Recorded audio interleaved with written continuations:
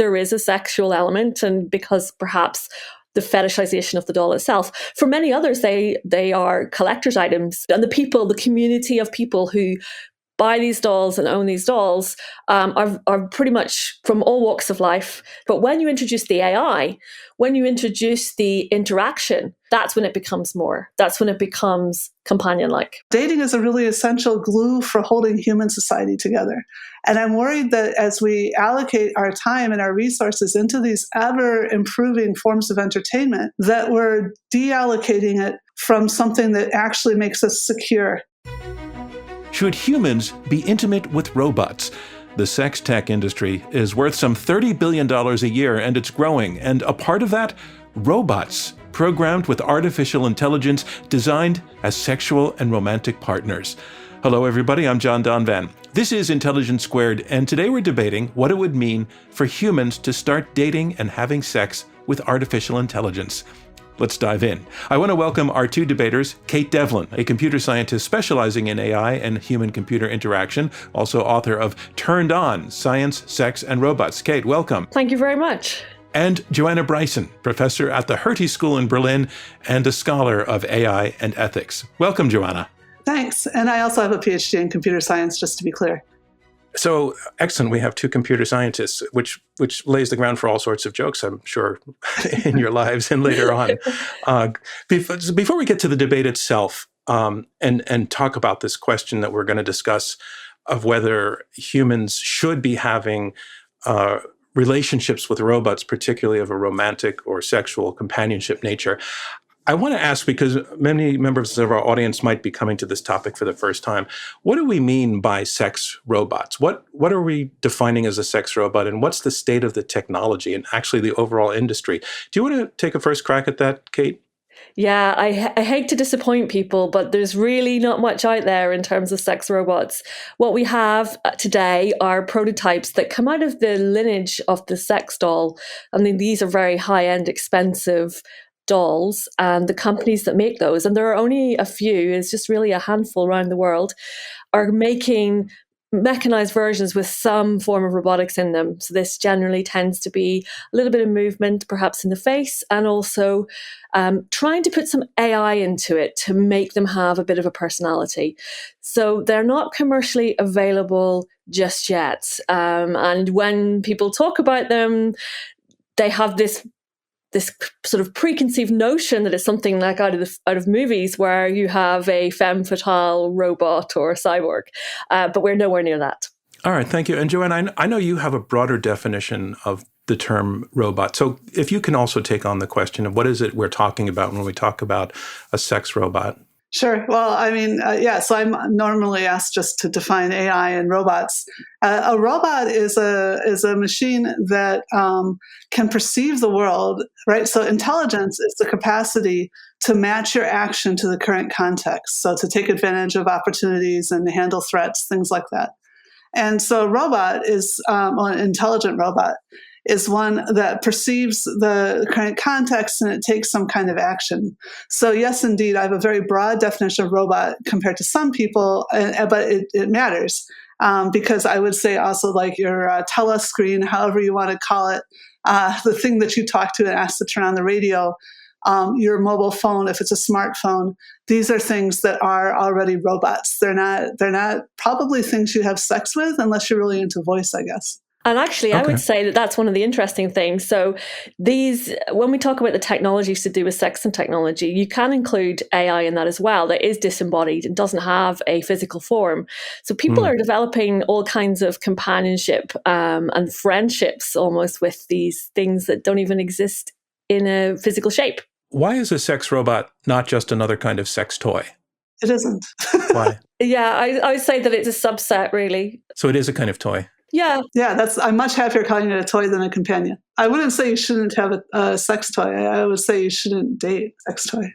I like that. I would say that it falls under the category of sex tech in which we have the sex toys and the sex robots. And the thing that differentiates them, if you're talking about the sex robot as a humanoid robot, is that it is in the form of a person rather than a discrete part of a person, like a genitals of some sort. So, but it is still, for all intents and purposes, the ideas that gives it pleasure. But when you introduce the AI, when you introduce the interaction, in terms of especially conversation or even just the ability to project, I think that's when it becomes companion-like. So that's where I think things are going to get interesting. In a sense, we're talking about a field that is still being defined, and we're talking about what might be and what should be in what might be. But we've decided to phrase it around a very general question: should humans date robots? And by date, we mean, as both of you just explained, have some sort of relationship, but with the notion of this relationship being romantic, personal, sexual, and with hints of reciprocity as well. So, Kate, you're saying yes to the question of should humans date robots in that broad sense I've just defined it. Could you tell us why? And just tell us your thinking on that. Yeah, I think that why not, really? We can form relationships with all kinds of things, and anything that shows any semblance of animism, any kind of reaction to us, we automatically project this idea that it has some form of responsiveness in it. So we see people chatting to things like their voice assistants all the time, or even just having the radio or television on in the background in the room to keep them company. So it's very natural for us as humans to have this social rapport with technology. And these days, with advances and things like chatbots that can respond to you, and things like robots that may have humanoid features, which can be expressive in a manner that we recognize as being human-like, even though they're not capable of sentience, not capable of consciousness. We do feel sometimes that the technology is there for us. And so as that advances, maybe it is possible for us to feel companionship from something that is virtual, something that is artificial.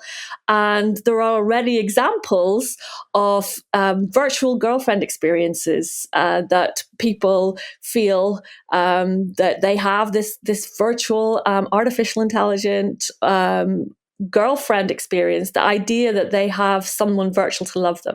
So it's not too far-fetched. So if I can summarize what I think you're saying before we go to Joanna, your answer is sort of why not? A little bit of it can be a good thing.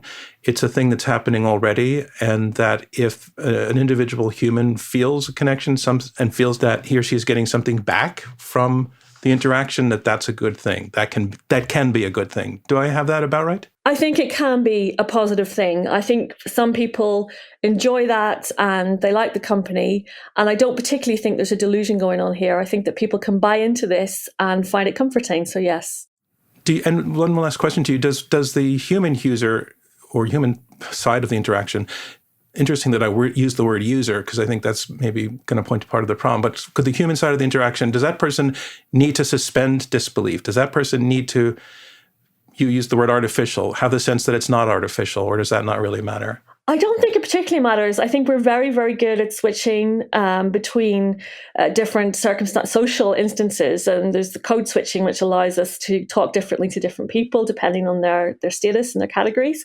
So I don't think it necessarily requires us to buy into some form of delusion. I think we can accept it for what it is. Joanna, you say no to the question of whether humans should date robots. So why are you a no on that? Okay. Well, first of all, I want to be really clear about the way the question is laid out. So, yeah, I absolutely don't think we should date. That does not mean that we can't or that we mayn't. I think adults should be allowed to do what they think is appropriate. Sometimes people interpret the fact that I point out that certain kinds of things are impossible, technologically, physically impossible with AI, as meaning that I'm keeping their robots away from them. And so I'm not trying to do that. But should we date a machine? And again, it's not the date is really important. We decide not to make this about should we have sex with a machine. I have no problems with people using vibrators, and when Kate just talked about companionship, I mean, a lot of us, as maybe everybody, feels some companionship if they have the television on, right? So the sound of a human voice already makes it easier to be alone. And there's a lot of good reasons that we might be alone. Right now, we are locked down, but even if you're hearing this in 2 years and hopefully you're no longer locked down, sometimes you just need to be somewhere, and maybe you're trying to be faithful to a companion back at home. So the issue really with me is the dating thing. And the problem I have with dating a robot, well, there's two sides of it. One is that any robot that you're likely to be able to date is something that's been commercially produced. And so it's a product inserted into your home. It's getting all kinds of intimate information about you. It's, if you put a microphone and a speaker and a camera into somebody's house, and then you put it into intimate physical human spaces, then there's a capacity for organizations to be manipulating you. There's a capacity for hackers to find out about what you're saying. Now, you might notice that this is already a problem with as I mentioned, these natural language devices that people are using. And some people think it's not even ethical to have those in the home. They think there's no way to produce natural language with artificial intelligence without influencing the culture and the language of the household. So the fact that you have a device that you tell what to do makes you also more likely to tell people what to do without thinking about emotions. So that's the one side. There's a heavily corporate side that I worry about people being exploited because it's fun. This is kind of like smoking, right? Do we want to have someone else tell us whether or not we can smoke, even if it turns out to be bad for us? We may want to make that decision. The other side of it is more, again, if somebody came up to me and there was this product that was super cyber secure and everything was safe, and they'd say, "Do you think I should date this robot?" Well, I think, dating is a really essential glue for holding human society together. And I'm worried that as we allocate our time and our resources into these ever improving forms of entertainment, that we're deallocating it from something that actually makes us secure. And again, like I mentioned before, there may be good reasons to hold yourself off from society right now, and sure, have anything you have behind that. But I do sort of worry about what we're telling people if they're putting a lot of real emotional attention into a relationship with a device that isn't actually benefited by that relationship. And whether that's the right direction to go. But this is something that's more of a philosophical question. And well, that's interesting to get into the philosophical question, because this thing is all somewhat speculative at this point anyway. But am I hearing you correctly, Joanna? Near the end, you were saying that the affection, the attention, the energy that a human could direct towards an object, a machine, basically, ultimately is kind of energy going off into the void, that it doesn't really come back in a meaningful way? Well, that again, there's a big question about what do you think is meaning. So, and also I could imagine somebody somehow harnessing all this energy to, I don't know, do some kind of science, and you could say, oh, that was meaningful, or protein folding, or energy rallying, whatever. I don't know. So somebody could come up with some AI for good reason that you should date a robot. But I more worry about the time that we don't spend with each other than I worry about the time we do spend with a machine. All right, Kate, can I bring that back to you? Just your response to Joanna's points, and particularly the one we were just talking about at the end there, the use of time and energy. Ultimately, time is a zero-sum thing in an individual's life, and if a lot of it is spent focused on an object that's not truly human, that can be detrimental to everyone. What do you think about that? I think it's echoes of a lot of the stories we hear around technology, and we've heard similar things around people who play too many video games, for example, or people who use their smartphone too much. And there's this whole narrative that uses words like detox and things that aren't actually necessary, because most people manage to regulate technology use pretty well. And I am fairly confident that we are fundamentally human and will seek out other humans because of the limitations of the technology. So I would prefer to see circumstances where technology is used to mediate relationships with each other.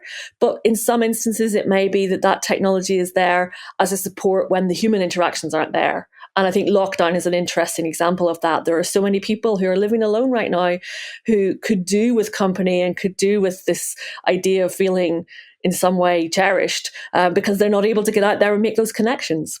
One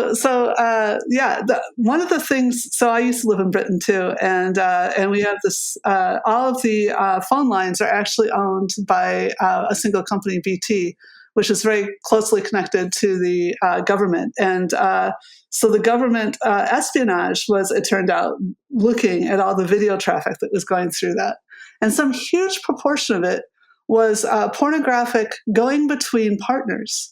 Right. So because we had at that time such a mobile situation, it was actually some huge, and that's horrifying. Again, this is another can of worms, although I mentioned that in my first point, that to find out that your nation is watching your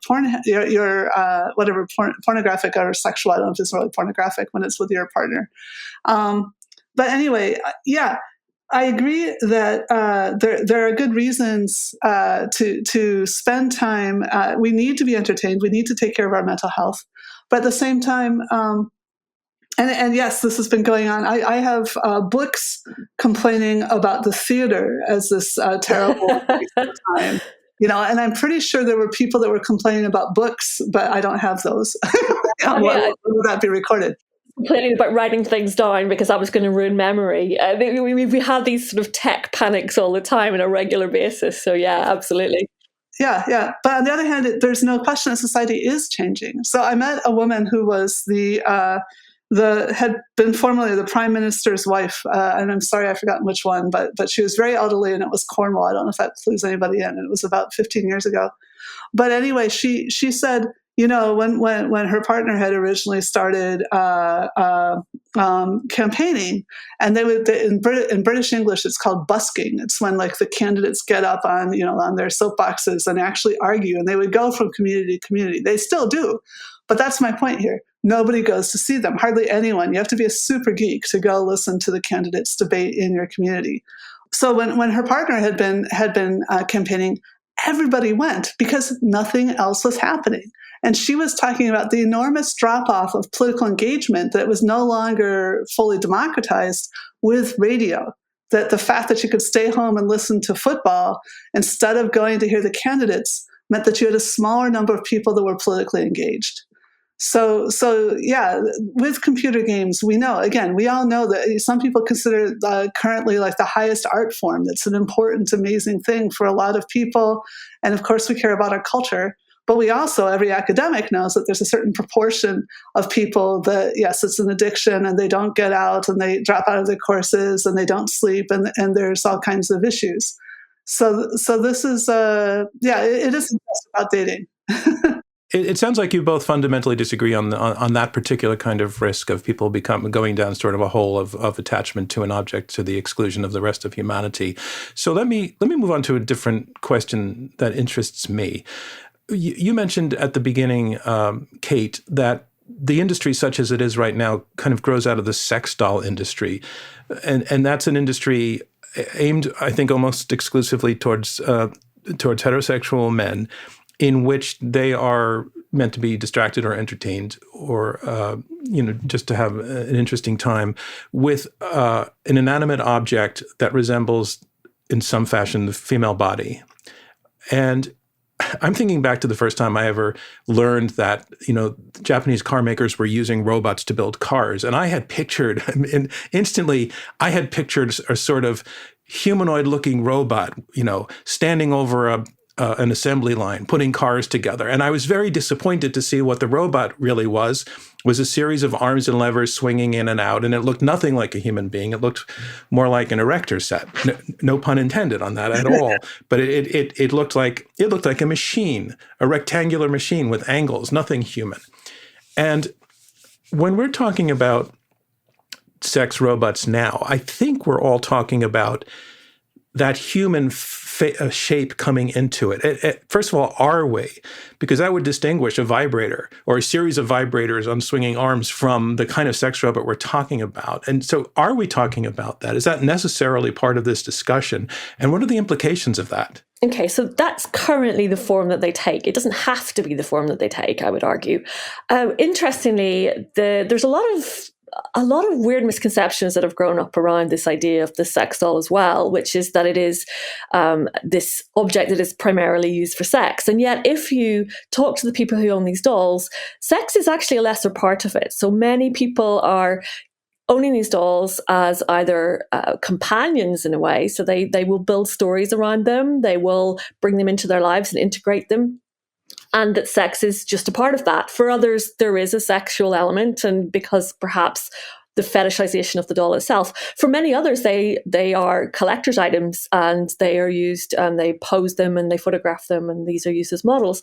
So even that is kind of a bit misunderstood. And the community of people who buy these dolls and own these dolls are pretty much from all walks of life. What they tend to have in common is it tends to be, yes, heterosexual men with enough money to buy these things. But there are people who are in relationships. There are people who are married, and the doll is part of that marriage.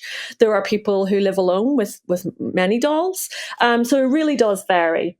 But yeah, when it comes to robots, the vast amount of robots that we have in the world today are not human-like. In fact, they're not even humanoid.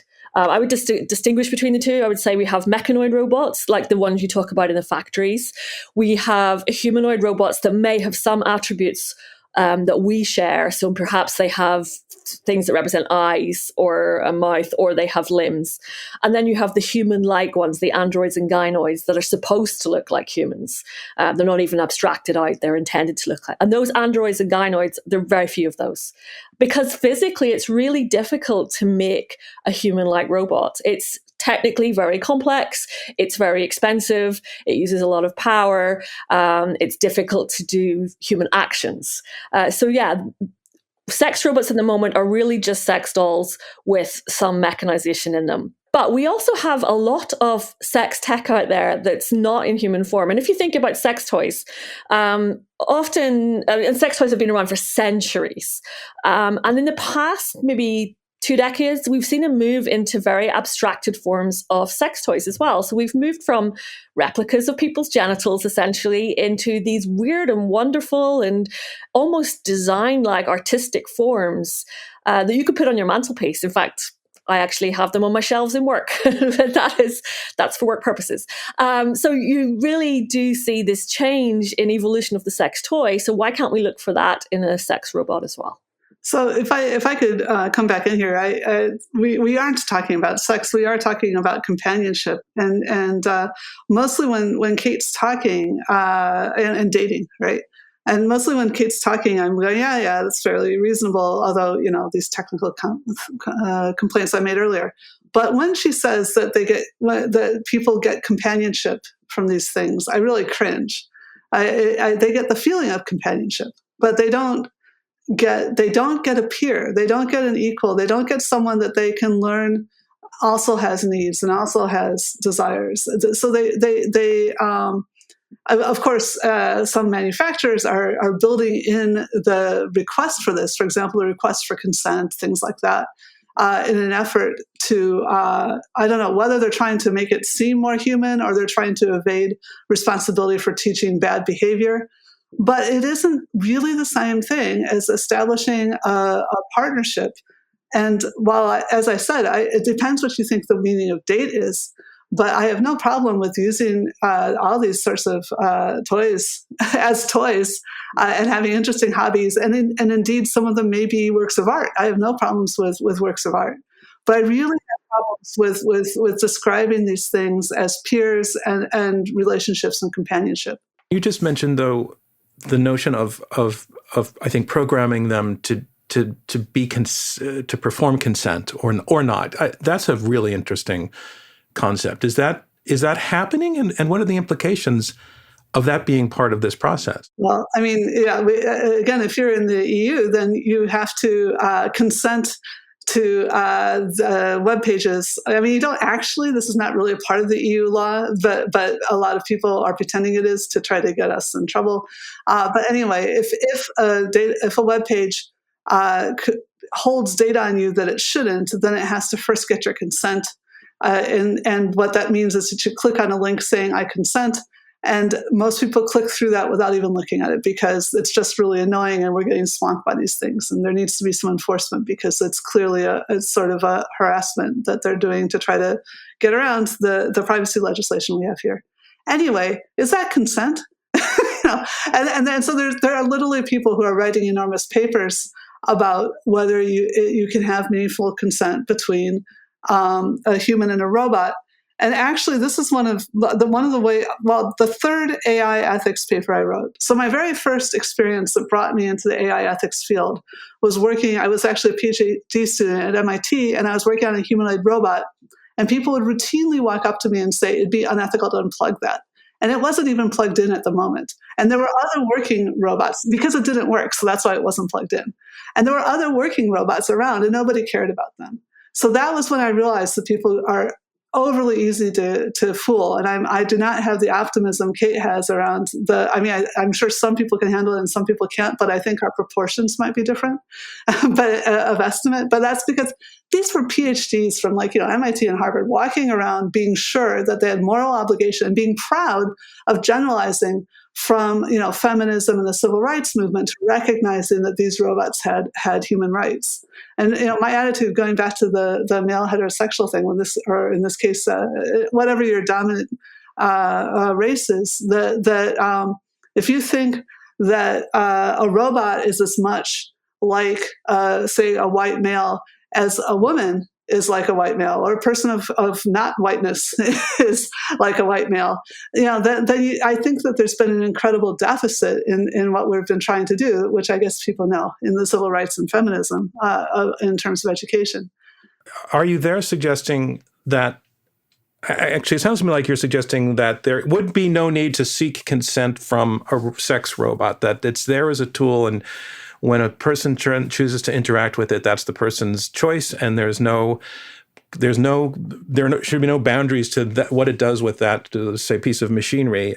But it sounds like you would agree with that, but that you're concerned that other people don't agree with it. No. Okay, so yeah, I this is where I am trying to take people's robots away from them. Okay, so the point is that so there's a question about, can you have meaningful consent? When there's like a power dynamic, right? So it's considered unethical for a professor to date an undergraduate or something like that. That because there's just such a huge power dynamic that even if in fact it's known the subordinate is likely to be deeply in love with the power figure, but the power figure is supposed to resist the temptation because they recognize that feeling of love is being driven by something over which the human has no control. Okay, so with AI, what I was trying to say was the first paper anyone read, I tried like 2 or 3 papers and nobody read them. And then I finally wrote one and I titled it, Robots Should Be Slaves. And then everybody read the title. They didn't read the paper. But if you actually read the paper, what it says is something like, given that robots are things that are mass marketed, that are owned, that are operated, that are programmed, then it would be wrong for them to be people because we have already agreed we should never own people, right? And I think this is similar. The power dynamic that between a human user and a machine that they've purchased is such that calling that consent, so that the robot says, oh yes, please, this is going to be meaningful for me. Calling that consent is deceptive. Again, it's not teaching you how to actually work with a true partner, somebody that's actually your peer. On the other hand, it would be a terrible thing if you just went and you had something that reminded you of a person and you treated it in a bad way. Okay, and that's been agreed since at least Kant. There's the Kantian principle that you must not treat dogs badly because they remind people of people. And so whether or not, God cares about dogs, which was the question at the time, you shouldn't do it because it would make it more likely you'd abuse people. So what you've just heard is that I said it's essential for a robot that reminds you of a human to require consent, and also that there's no meaningful way, and it's wrong to demand consent. And so that's when you say, well, those two things can't be solved. And so you shouldn't have a companion that reminds you of a human, right? And so that's where I'm saying, I don't think humanoid robots are ethical. Kate, what's your response to all of that? I don't think everyone necessarily agrees with Kant. I think Kant has said that, but I don't think that's necessarily a given. So it doesn't necessarily follow that if you are mean to something that looks real, that it will necessarily translate into real life. And we know from the realms of sexual fantasy that people have all kinds of fantasies and they don't act them out in real life because they're aware of the boundaries. Now, I do have a problem with some of the forms of sex robots because they are stereotypically reductive female form. Okay, and I think that's not necessarily a good thing. Why are we still perpetuating this body image? But I think that's a lot to do with how these are being manufactured and the fact that it's coming out of this sex doll area, and that the designers of these robots are basically giving the customers what they think they want. I don't think there's a big agenda behind this particularly. And so, yeah, I do think that we can do better. I don't think we necessarily need to have human identical to human like robots for this. But why would we need consent from an object? Why do we need a robot's consent when a robot is not real? I can see how it would be nice to have that, and it would maybe make you feel better because you've got a machine that is agreeing to do things with you. But this is not a sentient creature. This is not conscious. And yes, if you're buying into it that you've got to treat the machine in this particular way so that in real life you would treat humans in that way, then I can see maybe where the consent angle comes in. But I don't think that's a given. I have to agree that it isn't a given, and I want to make again going now back to sex instead of companionship and dating. It's an empirical matter whether when you bring in pornography, for example, people think, oh, pornography is terrible, it dehumanizes women. There's going to be more sexual violence if you have exposure to pornography. And there was at least a claim for a while that the actual empirical data was that when you brought pornography in to private homes, actually they also did experiments on undergraduates, which funnily enough, if you show a lot of 18-year-old undergraduates porn, then they get angry and frustrated because they know professors are watching them. It's like, but if you bring it into the private home, then people find things to do that provide sexual release, and actually the amount of sexual violence apparently goes down. Now, those studies were really controversial, and I'm not sure it's been accepted. So like I said, these kinds of things are empirical. And so we shouldn't really be having arguments about them. We should be showing that either might be true, and that then people should go out and do the experiments and find out whether it's really changing people's lives. But I believe those experiments are already being done with these NLP things. And in fact, it does change the language in the household. However, it's possible, well, there's two things. First of all, who cares? Maybe it's not terrible, and we'll adjust, as Kate said, where humans are pretty smart. And then secondly, how big is a change? Is it every household? So one of the things that I think about when I think about this is like movies, right? You go and you watch a movie and you laugh and you cry and you're fully immersed, but you absolutely know that the characters are fiction. Well, at least consciously. If you meet the actors, then you tend to treat them as if they were the characters. So it's not clear that unconsciously you know that. That's a really, really interesting insight, that one. You were just mentioning in passing that there might be some social benefit if the existence and the availability of sex toys and sex robots does prove to be a reliever of tension and potentially a reducer of sexual violence. And that's, as you said, completely theoretical, barely tested, and it requires testing. But there's another use case that I've read about for sex robots and sex as companions, and that is for people who truly struggle to have companionship. I've seen writing about the elderly, I've seen writing about people with severe disabilities, that this would be a benefit for an individual such as that. So, Kate, I want to take that question to you first. Is that a strong part of your argument, in addition to sort of generally saying sort of why not, and it can be a good thing, and there really can be a relationship? Those specific uses, are those an important part of making this point? They could be. I wouldn't want to speak on behalf of communities that I'm not part of, so I'm not going to say that everyone with, problems around huge amounts of anxiety and can't go out of the house, whatever, would benefit from this. This is a really personal thing. Some people may want this, others may not. But for those who do want that, Why not? Sure. And I think thinking back to earlier what Joanna was saying about you cannot have this real companionship because this is not being reciprocated. I would make the analogy there with pets because, people have cats. Cats, I'm not a cat person really. I like a few cats. I like my friends' cats. But I know that if I had a cat and I was really got a lot of companionship out of it, imagine something happened to me and I died and I was in my house, that cat would eat my face, right? That cat is not going to care and respect me like the companion that I thought it was. So I kind of think we project and we get all sorts of companionship from things. And I don't think that having an artificial companion is going to be all that different from a pet. This is leaving out all aspects of sex. Okay, this is just purely talking about companionship. I don't think it's going to be that different from a situation where we project a lot of feelings onto something that doesn't reciprocate them. And people are doing that with other humans. There are people out there with crushes on others who don't even know they exist. There are people out there, like Joanna said, people out there who have watched films or read books and, they've fallen in love with the characters in those things. And they get a sense of really a sense of love, a sense of hope, a sense of pleasure from thinking about those. And I don't think that is particularly a bad thing. I think it could be quite good. So again, this is coming into the may versus should thing too. What are we saying when we should date? But I absolutely, besides the things that you mentioned, there are people who have get strong feelings of sexual gratification from forms of sex that are not good for the other partner. And so I've seen people argue strongly for that case.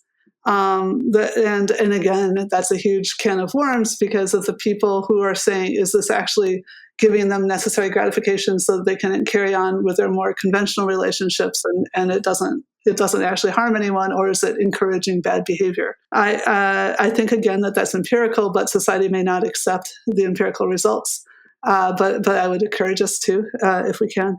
The other thing is that monogamy, so having a fling with a robot may be a lot better than having a fling with another person that could become much more complicated when your partner's away, right? So these kinds of things are sort of desirable. But again, the question is just, may we, of course, and then going back to the pets, right? There's a huge issue around the pets about whether it's sensible to people are saying, well, we need to treat the pets better, and so we're going to start calling ourselves parents of the pets.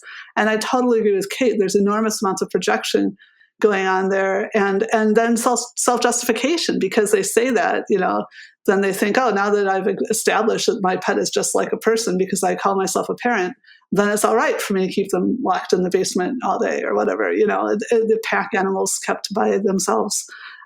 So there's a lot of similar problems with pets, I agree.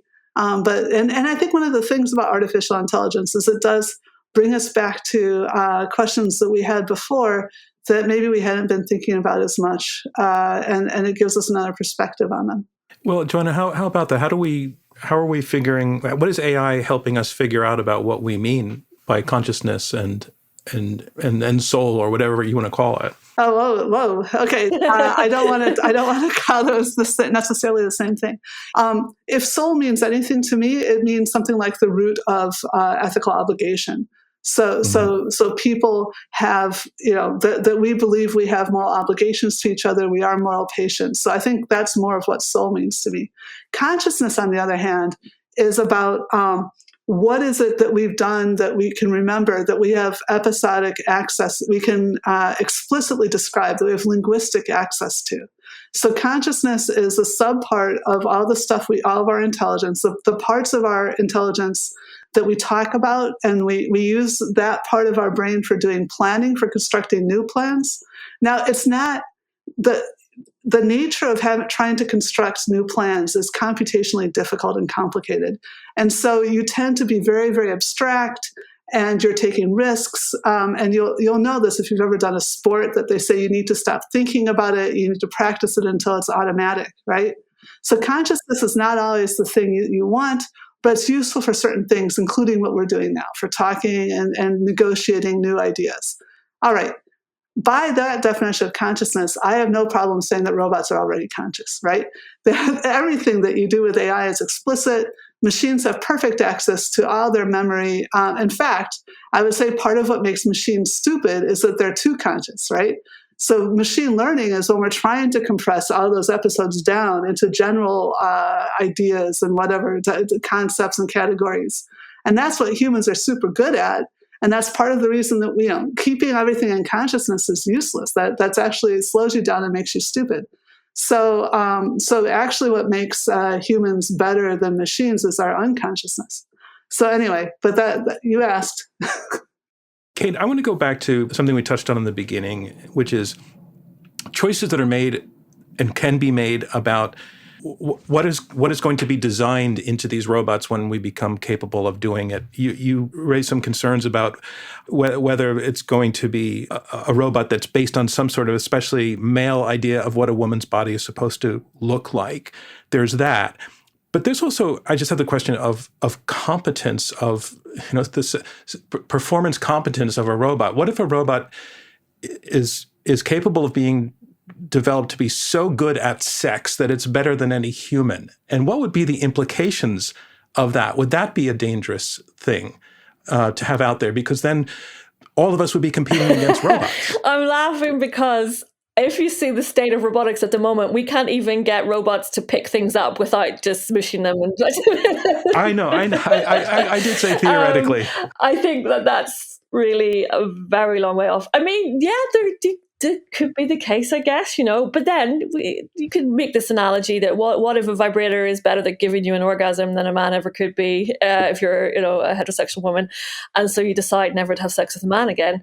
That's not a dissimilar question there. So I think that this is something where the fear of this kind of thing, we see it coming up time and time again, and it's a fear of loss of agency. It's a fear that we will be replaced by machines, and that isn't limited to sex by any means. We see it along the road of automation, and whether or not we're going to lose our jobs, and we've seen it from the minute we started building pieces of technology like this. So I think that that's a very normal fear, but it's rarely recognized. It rarely comes to fruition. I think so. Going back to what I was saying earlier, first of all, I totally agree with Kate. Well, I would imagine that not everybody has chosen to spend their lives with the person that was the best time in sex they ever had. Right? That's not the only criteria for choosing a human companion. But yeah, there's so much more, and I don't think that. However good you can get with robotics. Now, I have to tell you guys, you were talking about erector sets and non-humanoid robots. I've seen some video that maybe it's like that stuff you can't unsee, but you can bring people to orgasm quite quickly. But that isn't necessarily everything there is. On the other hand, and again, this goes back to how do you feel about the correct way to treat adult humans? This is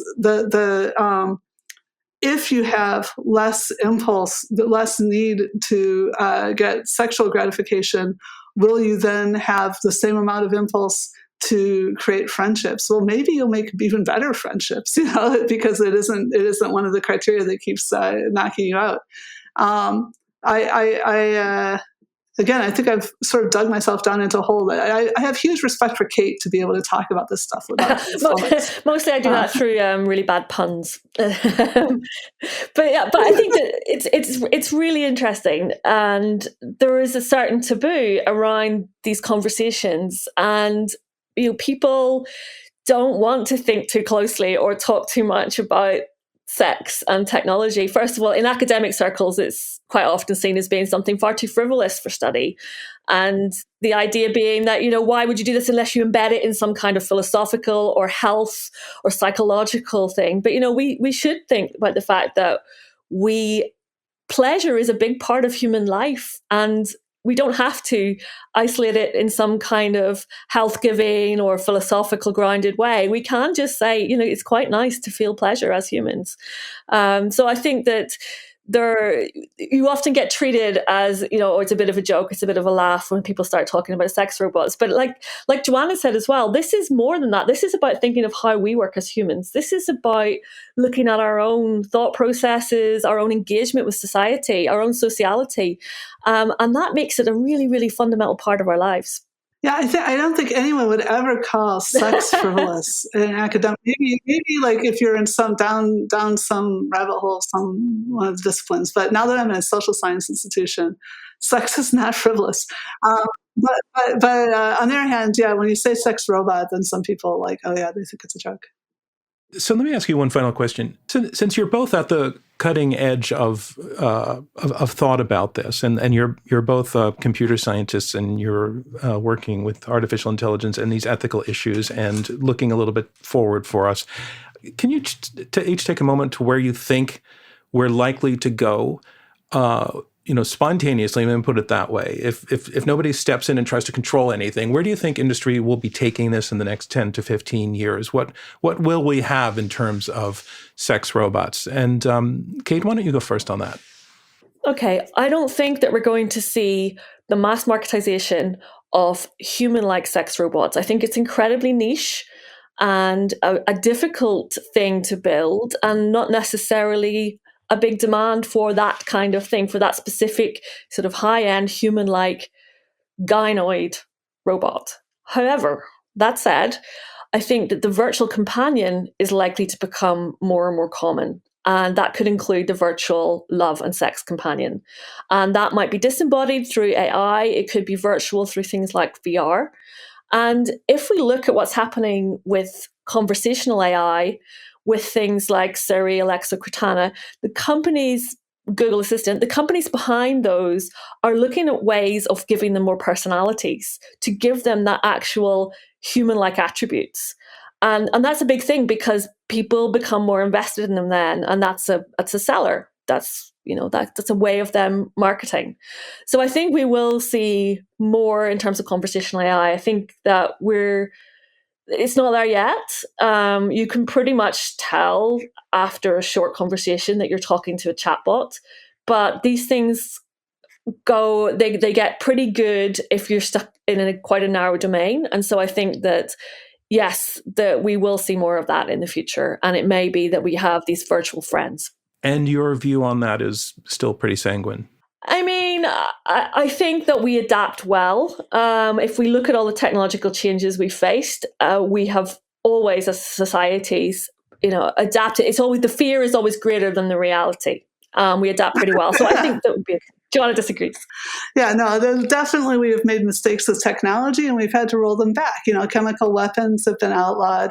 And I'm not saying this is a chemical weapon, but if you look at, and I wish I'm no longer as immersed in game AI as I was before I came into the policy university, which has only been a year, but it's been quite a year.